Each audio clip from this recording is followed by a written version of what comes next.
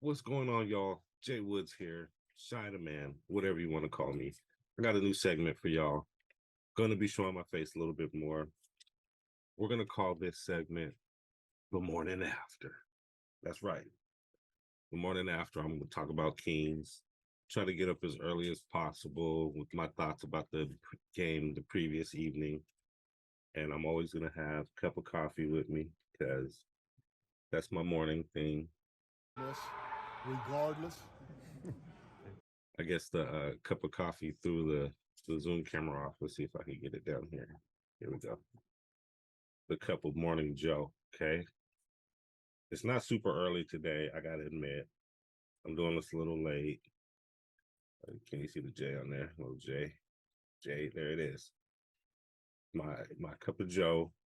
It seems like the cup kind of throws off the Zoom facial recognition thing. So I guess I can't really show my cup of J. All right. But anyway, every morning I have a cup of coffee too. And it's a perfect time to think and expunge my thoughts on the game the night before.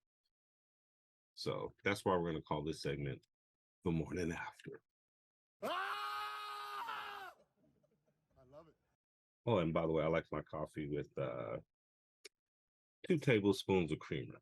I don't add sugar anymore. I used to add sugar, but no more sugar for me. Trying to lessen the sugar intake. It's a cup of coffee with 2 tablespoons of creamer. But anyway, enough about my coffee.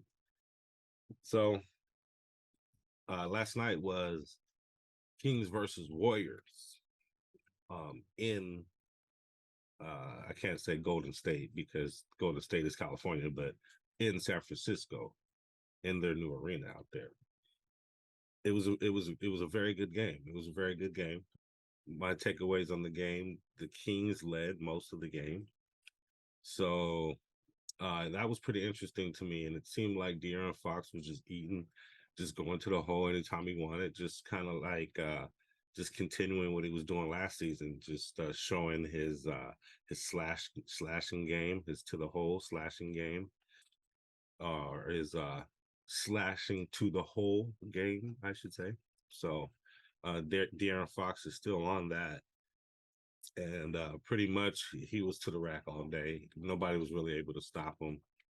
So hopefully De'Aaron can continue that for the rest of the season and going into the season and just continue to improve on his free throw shooting.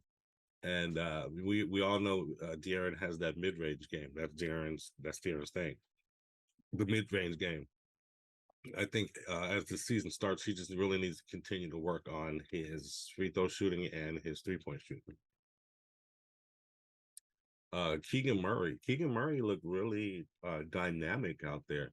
As we all know, he had a good showing at the California Classic. He played 2 games, and I want to say he averaged around 30 points or so, 35 points, something crazy like that. So he was ready to show he's next level. He is not a D League player by any means. He's NBA ready for sure. And he's developed a pretty decent offensive game, and his shot is really looking nice. Last night he looked pretty dynamic. I mean, he was running around out there. He was jumping, moving quick. It looks like he's worked on some of his quick twitch and his driving to the hole moves, things like that. Keegan Murray is developing nicely, I would say. I expect him to have an increase in his point average from last year, at least 3 or 4 points, at least. I don't know his exact points average last year, so I'm gonna have to look that up. I'm sorry, guys. It's preseason. I'm still in preseason form, but I promise we're gonna get this channel rolling this season. For all my Kings fans out there that just need more Kings information, Kings knowledge, Kings stuff. I understand because I'm a huge Kings fan myself. And then also my takeaways on Javell Magee. Javell Magee looks very mobile still for an older player. Guy getting kind of up there in his years. Javell Magee for a center is still very mobile. I could see him being part of the catch and lob game if we can get a couple guys using these screens and lobbing to him. Maybe Javell Magee also had some Javell Magee moments, where Shaq would be like, Javell Magee, so there was a couple of those out there too. A couple of those passes were a little bit errant, I would say. So we've got to look out for that and make sure Javell is staying within his game and not getting too crazy out there.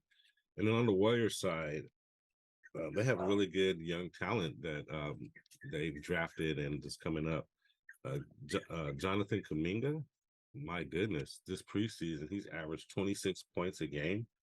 He's led the whole NBA in points per game this preseason, which I didn't even know. Jonathan Kuminga is looking like that dog out there. He is out there dunking on people, driving to the hole, creating fouls for himself. He is creating offense. He's creating sustainable offense. So Kuminga is going to have to be dealt with out there this season.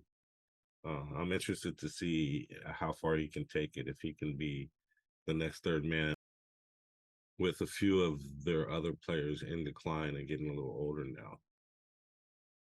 And another concerning thing about the game was that the Kings at one point were up by 17 points. The Kings have kind of had this little bit of an issue, especially with the Warriors, of not being able to close out games. The Kings are going to have to learn how to close out games if they expect to stay ranked high in the West Coast standings, and if they expect to win any playoff games. Hey, who knows? We might play the Warriors again in the playoffs. Are we going to be able to, if we have a 17-point lead, are we going to be able to play enough defense to keep them at bay? Steph Curry hitting threes and scoring 15 points in the fourth quarter. Is Davion Mitchell going to be able to hold Steph Curry in these type of moments like this?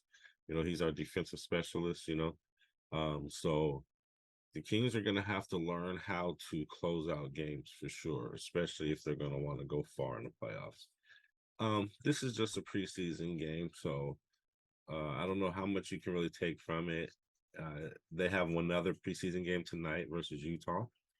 We look at that game, see how it goes. I mean, they played most of their starters most of the game. So did the Warriors. So maybe they weren't playing 100% hard, but that looked like a regular season game. A lot of people were saying it looked like a playoff game. It looked like there's a rivalry, definitely a rivalry going on with the Kings and the Warriors. So that's going to be interesting to continue to look at. So those are my thoughts on last night's game.